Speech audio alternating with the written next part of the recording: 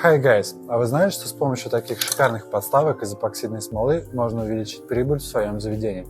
Как говорится, дьявол кроется в мелочах, и это одна из них. Более известное название для этих подставок – костры, и они могут быть под что угодно. У нас в заведении, например, самые большие, вот такие, предназначены для кальяна.